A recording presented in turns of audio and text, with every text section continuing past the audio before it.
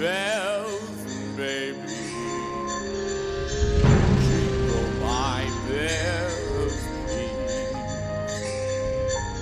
Jingle my bells. Ho, ho, ho. Merry fucking Christmas. I'm your host, Mike B. This is Who Des Rolls. Very Merry Christmas Eve, or a very Who Des Rolls Christmas. So this is our Christmas episode. We're days away from the big day, and everything's gone to shit. We're locked down. The rest of Europe has told us to go fuck ourselves. It's all just generally a fucking dumpster fire. However, in a couple of days' time, we could maybe potentially sit around a slightly warmed chestnut and indulge ourselves for one whole day of joy. So that'd be nice. So here we go then. So what's going on? Well, let's do some news. There's quite a bit of news floating around. Top off the charts of that one is Board Game Geek doing their fundraiser, the yearly fundraiser. It's you can do a one-off payment. You can do pay as much as you like. Whatever. Anyway, it's basically to support Board Game Geek. It's a facility that I definitely use. I've supported it for many years. It's a couple of quid, and they do generally a good thing. And I think them being there is this. I will always visit Board Game Geek at least once a day. And there's sometimes useful stuff and sometimes not. But that's going on. The Sport Drive is on. So if you fancy throwing some shekels at them, then so be it. Obviously not throwing any at me. You're on the naughty list. So there's that. What else is going on? The Kickstarter. So I say Kickstarter, it's not. ISS Vanguard from Awaken Realms has launched on GameFound. It's the first crowd-funded thing on GameFound. The first game. Now I've looked at it. There's a lot in that box that should excite me.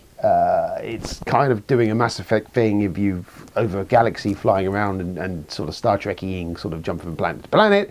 Lots of kind of stuff in there, world building, story, big story thing. It should all excite me, but it doesn't really. I kind of look at it and I kind of go, it looks more like a solo game, maybe a two-player game. There seems to be a lot of folders and stuff you're flipping in. Is there the issue is I come down on this in the last couple of Awaken Realms games is and that's not be wrong. Nemesis was fantastic, great, really thematic one sitting and play game. But then they did Everfields and they did prior to that Tainted Grail. I've not owned them or not played them, but enough I've heard is that these big story-driven, big sort of things were actually kind of grindy and a lot of very Marmite, a lot of content, but not necessarily a lot of content you want to sit around and enjoy. You kind of but that Dark Soulsy feel of like trying to just grinding away at it, especially Everfields. I hear that is really a bad case of. So I kind of look at this and I kind of go, whilst I applaud what they're doing, I just don't at the moment think it's really doing anything for me. We'll watch it and we'll see how that pans out, but there we go. There's the Generate Your Personal Meeple Fingerprint, which is on Board Game Geek. There's a link to it. I'll put it on the comments there. You can create a Meeple thing with all the games that you've played, which I often fail miserably to log any games played, so mine's kind of a bit skewed, but that's something that it might look like. That's something you could do with yourself if you're bored. What else? I saw that there was a thread of Board Game Geek that they are working on the Tapestry digital edition. One of the guys who's doing it I don't even know. A question. He was asking questions. A survey. That's the word I was looking for. About the digital edition of that is in development. I really quite like Tapestry. So a digital version of that is quite interesting to me. I could kind of go for that. I could definitely get on board with that. So there's that. See how that pans out. I can't pick up paper. See this? Baxter. I got between Baxter and a chicken bone, and he sunk one in me. That was my last time I had an evening off a couple of days ago. I had an evening off. It was lovely. I was going to sit so there was 2 mouthfuls through my roast dinner that my darling wife had prepared for me, and then he basically through the middle there, clean through. Lots of arterial spray and an evening spent in A&E. Stupid puppy. So that happened. Anyway, more news. Jeff Tedball, there was an article that shared on Board Game Geek, which is why virtual tabletop conventions fail and how to fix them. It was quite an interesting article because a lot of what he had to say, I agree with. Virtual conventions have gone on this year, obviously, clearly, because of, shit's got real. But I never quite engaged with them, if I'm honest. It's a shame, but I would like to, but I never did. But there's something to read if you've got nothing better to do. Then someone dug up this video, which just makes me chuckle. Hey, is this Stephen Hawking? This is Dr. Hawking. Oh, well, this is Mr. Rudd. Who? Office hours are 3 to 5 p.m.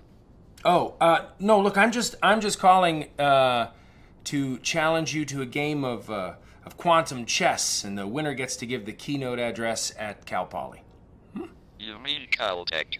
What makes you qualified to speak on quantum mechanics? Well, I'm in Actors Equity. It's the theater union. But also, I've been to the quantum realm. I've been there. I've seen it. I've felt it. What about you, Big Shot? What have you done? Okay, Punk, you are on. I shall crush you like an ant, man. Ah, so you do know who I am. See you online, 5 p.m. GMT. GMT? What does GMT mean? Is that like LOL or something? Then the Paul Games have put out, or it was a user-created thing, but it is basically Robinson Crusoe Christmas scenario. Lovely. That probably about sums it up, actually. This year has been the Robinson Crusoe of years. It's just been this mercilessly and unrelenting bastard. But now you can try and save Santa in a Robinson Crusoe scenario, so that'd be nice, wouldn't it? If you've not finished all your Christmas shopping yet, then I would definitely steer you towards Mindleaf from Hotball Games. Andy's selling a very reasonably priced, posh version of Mindleaf. Really good sort of two-player abstract sort of tic-tac-toe-ish, chess-ish type thing. He does good stuff. He did David Dust Bunnies, which is another good game that you could get around the family and have a play with that. And I strongly recommend either of those two. Top stuff, very good. That's quite a lot of news. I think that was quite a lot of news. What I've played, fuck all. That's what I played. Yeah, so that's happened, but it kind of sums up this year. Maybe we come to some of this stuff here. So I have been treating myself as we've come towards the end of the year. It felt suitable that to take the edge off it was to treat myself. So this Aliens Love Down the Core is a thing that I've got to thing. Now, I have a love affair of Aliens board game. I've covered it many times. I've spoke about it. I've ranted about it. There was, back in the 90s, I owned it. It was leading edges Aliens board game. Could be played solo, could be played more of you. It followed the scenario of the movies of you, your Marines, going through the different parts of the movies, like the atmosphere process and finding out and the main colony, and all the way through to you escaping in the Sulaco. All was in that game, and it really did a solid, really great job of just kind of allowing you to do your alternative world version of Aliens and see how you did. Obviously, clearly the main thing was to make sure Hudson survived, whatever else happened. So anyway, another day at Glorious Day in the Cause come out. There is 3 boxes available for it all at the moment. There's the base game, there is the Ultimate Badasses expansion, and Get Away From a Bitch, which I don't have yet, but I'm probably going to have to pick up. So it looks like it's kind of sort of space hulky with a bit of leading edges thing in there. There is bits and pieces of extra bits bolted into the very expansions. There's a experience cards deck in this expansion with the rest of the Marines that you don't get in the box, other than Pharaoh and Spunkmeyer apparently aren't in the game entirely. And then the Get Away From a Bitch, again, it adds the option for someone to play as the aliens, and I think some other rules regarding acid blood for aliens, which is in the base game, which is called some grinding of teeth. Because that kind of happens quite a bit in the movie. There's definitely 2 to 3 instances of blood spray mayhem. Now, the biggest bone of contention that has come out from all of this, people have lost their cornflakes over, is that the minis that are in this, they come on sprues. It's like an Airfix kit. You have to build them. The Aliens has got like 2 pages of instructions and they're like fiddly bits. So much so that I've held off on this because I can't find my clippers for clipping sprues. So I've ordered myself a new set. But, you know, I really quite like a craft project. I mean, this is flashing me back to my Airfix days, those days of happy Airfix modelling stuff. I don't mind a model. I don't mind building them. It's going to be kind of a nice sort of Christmas craft project for me, I think, just to settle down into this and give this a blast. But yeah, I get how some people have lost their plot over that. It's an Aliens game, so, you know, if I had to mould the miniatures out of poop, I probably would have gone for it because it's a license that I really dig. I hope the game lives up to the effort it's going to take for me to get it to the table. But I love some Aliens. It's one of my favourite sci-fi movies. There's quite a bit of stuff in there. The base box has got a fair bit in there. Some nice boards and stuff. Can't wait to see how it plays out. I hear the general consensus I get from people who've gone past the pain barrier of this is that it's a fun experience, which is what I'm looking for. Plus, it can play up to 6 people, which, if we ever eventually get back to actually playing board games, my Friday night group often rolls into the realms of 5 or 6 people. So something that I can get to the table, which is relatively easy to teach and is going to be a fun mayhem experience, definitely is ticking boxes there. So there's that's turned up, so I've got that as a craft Christmas project that I will start digging through in a minute. Also, the other thing I couldn't resist was Dune Imperium, which is from Direwolf Games, the guys who did Clank Legacy, Clank and stuff, which Clank Legacy was really good fun. This is a deck builder game. It's got a lot of buzz. It's got a kind of an Arctic Scavengers vibe in that your deck building is saving cards for rounds where you actually use your cards for other things other than deck building, so you have battles and stuff. I don't quite know how it works because I haven't really dug into the box up and opened it up and look at it. It looks good. There's a big stack of cards in there. I love Dune anyway as a license. This is based on the Denis Villeneuve, the new movie from Dune that's coming out next year, somehow, probably to TV now. But yes, really great. There's a blinging box of this coming out early part of next year, which allows you basically to replace all the wooden components with miniatures, if you really want to go for that. Don't know yet. I will play the game. I believe it's got a solo option in there. See how that plays out. I'm not sure it will work, but give that a blast. And if it's something that really grabs my attention, then potentially I may weaken for the plastic crack. But both of them look really cracking. I'm really glad to have them, actually. This one, it looks fantastic, and I can't wait to get that to the table at some point, along with everything else that I'm currently not getting to the table. So yes, that, Johnny, so that's my toys for Christmas. That's me sorted. I'm all done now.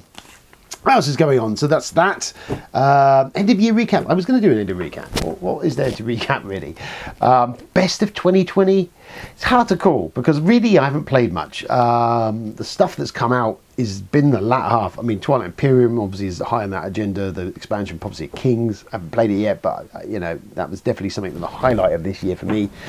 This probably is, to be honest with you. Again, games I've not played, so I'm kind of throwing them in there. A lot of other stuff that's come out this year I haven't played or seen, whereas I normally would have encountered it at conventions, and that obviously hasn't happened. There was the Detective Season 1 came out, which it was kind of cool.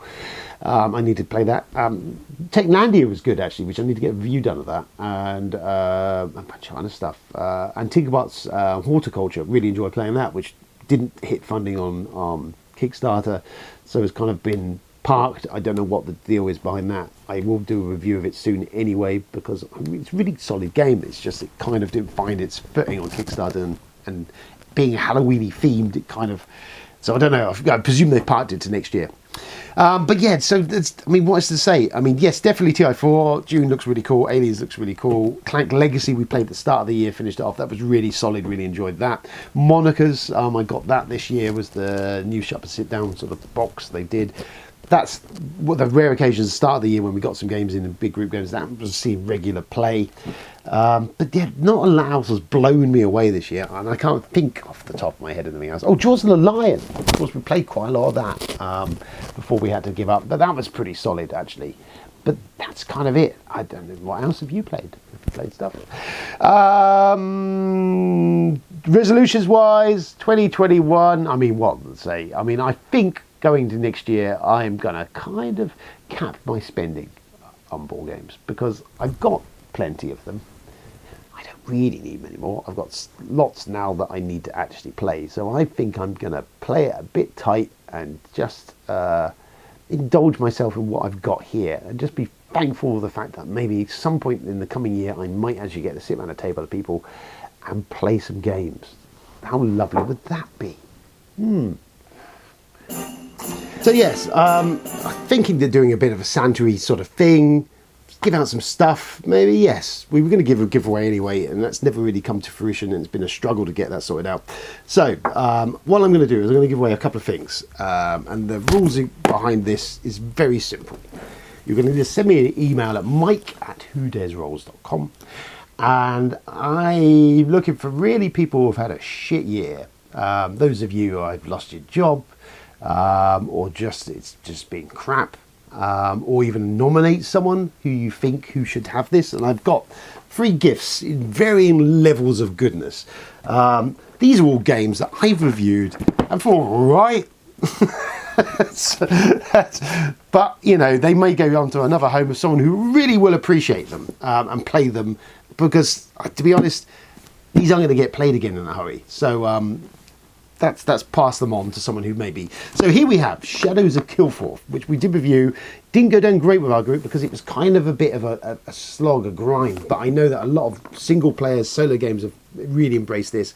It is a good game, I think, but it's a good solo experience more than anything else. This is the Shadows of Kilforth. This is the sequel to it. It was gifted to me by Tristan Hall, the designer of it. It was sent as a review copy. So I think rather than it sit gathering dust on my shelf, it could live at someone else's home. So there you go. That's the first one up on the thing. You need to send me a email to mike@whodaresrolls. If you title it, I don't know, giveaway, or even title it Shadows of Kilforth as your entry for that one. If there's either yourself or someone you think is worthy or should have that because they've had a particularly shit 2020, then I will get that off to them. Probably in the new year, I think, Stan. I'll see how many I get, and the most heart-rending or most legitimate reason behind that, or whatever it comes up, I will pick that and I'll send it and I'll feedback on that once I've done it. So the Shadows of Kilforth, that's a big fancy kind of campaigny type good fun. Complete with fingerprints and fag ash from our gaming. It's a legitimate Who Dares Rolls treasure that will be passed on to someone else. Next up, and the next step down, is Solar Storm, which again was a solid pandemic-ish sci-fi thing. You can watch the review one. It was okay. It was good. It just wasn't doing anything massively innovative or great, but it was fun. Again, I believe this could be played solo, or it can be played more. It's a smaller box version, so there's going down and thing there. Again, same thing applies. If you know someone who could make the best of that, would enjoy that most, then I will get them off to them, and they can enjoy some Solar Storming. Again, been played, been touched, been dribbled on. I don't think Tony chewed any of the cards on this, but there's another one there. And then one that I haven't actually reviewed on here, but I did review it on the website as a text review, this is a mint, unopened copy of Coinage from TMG Games, Adam Pete McLeavers. This is a 2-player game that can be like a sort of 4X-ish type game. It's a battle game, but it's played essentially on a credit card. Little maps about this big, so you can carry around in your wallet and use your loose change to play it. This set also comes with stickers to put on coins if you want. I think it also comes with card coins if you so want. It was I've got another copy of it and I've played it. I should probably have got that out and showed you. But yeah, Coinage, really fun little something you can carry around in your wallet, take to the pub or whatever you want to do. It's a bit different. It's hard to get now as well. These are really tough to get, and this is a mint, brand new, unopened version of Coinage. So that's quite a treat for someone, I'm sure. So again, anyone thinks there's a couple somewhere that could make the best of that or would like that, I will see to it that that is dispatched by the Who Dares Wells Elves as soon as we can. I may well do something else with this and see how popular this turns out to be, and I'll maybe dig around in the cupboards for some other stuff later on. But there's 3 there, that's enough. That's going to be effort on my part to pop them in the box, tape them up, and get them out. So as you probably know, effort is not high on my agenda. There we go. That is the Who Dares Rolls Christmas. A very Who Dares Rolls Christmas. I will be spending it with my dearest of dearest, me, the kids, and the missus. Robbie won't join us because we're kind of bubbling. His kids go to the same nursery as mine, so hey, you know, in for a penny of a pound. That's going to be it. Maybe, potentially, possibly, if the puppy could behave itself, if we get a quiet spell, we could maybe play a game or two. Possibly. Might happen. Who knows? But if not, I've got miniatures to build, maybe even paint. Yeah, right, that's going to happen. Stuff to keep myself entertained. Be safe out there, people. Look after yourselves. Don't do anything stupid. Look after Granny. Keep her isolated away. You want Granny around for... Granny's not just for one Christmas. They're for many Christmases. I won't be seeing my grannies. My granny's 100. She's old. She's lovely. But I won't be seeing her. All my parents. Because they're all kind of shielding at the moment. It would be sensible of me not to go and kill them. So, this has been Who Dares Rolls. This has been 2020. What a cunt of a year. That's all we can say. A big thank you to everyone who's subscribed to the channel over the year. I hope maybe that we've offered some form of entertainment in some regards to you. We try. Here's hoping, fingers crossed, that 2021 could be a better year. It can't be worse, can it? Can it not? I don't think so. So yeah, there we go. This is Mike B from Who Dares Rolls, your own personal Christmas Grinch, sweating my knackers off in this suit. It's really warm, really, really quite warm. I've got a small tropical rainforest currently gestating my underwear as we speak. Sweaty, sweaty boy. It's been great. It's been fun. It's been emotional. We shall catch up again in the new year. There is still some top 50s. Stop it, phone. Why didn't I not silence you? Yeah, I'll catch up in the new year. I've still got the rest of the top 50 to drop. I am editing some of them. If time allows me, I'll get the rest of them out over the next couple of weeks, hopefully. And other stuff is on the way. Who knows? Keep safe out there. Enjoy. Have a good Christmas. Don't forget to drop me an email if you know someone who's worthy of some of this stuff. And thanks to the designers who sent me those in the first place. Although I paid for coinage, just for aware. But yeah, thanks for Tristan and Adam. I think it was Adam. Alex.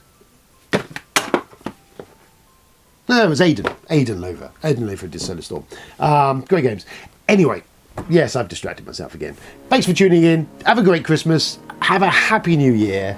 And we'll catch up and do this all again sometime in January, I suspect. Ta-ta!